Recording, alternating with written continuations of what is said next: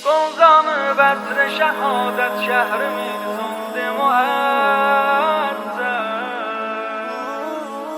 Dina Kur'an'ın yolunda taze günler oldu zərbəz. Var yeri əşimiz arə seyri tək axsın duvara.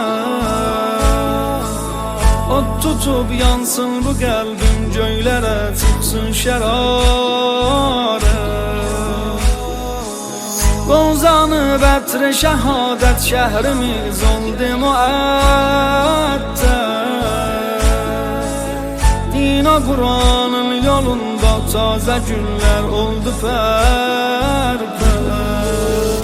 Qəribana sizdə vilayət üstə can verdiniz, eşqizi ərbabə nişan verdiniz. Olduz ağam Hüseynə mehman, cavanlıqda bu aləmi başdan əzəvatdınız.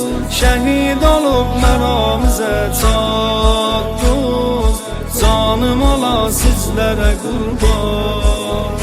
Gülüstanda solan günlər olubsuz zülmülə pərpər.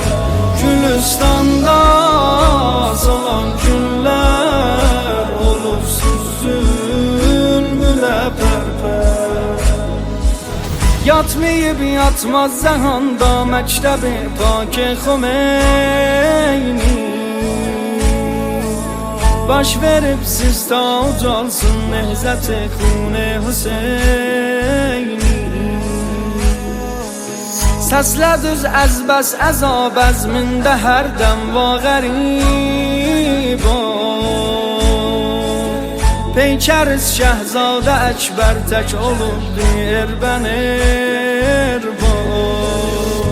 İki aləm xəlq arasında rusefid olduz, qəribə vaxtida şəhid olduz. Axəri mah-i Ramazanda yanır qəlbim, bu dərdə dözmək məgər asandır. Şölə çəkib qəlblər otlandı, o günləri yada salanda.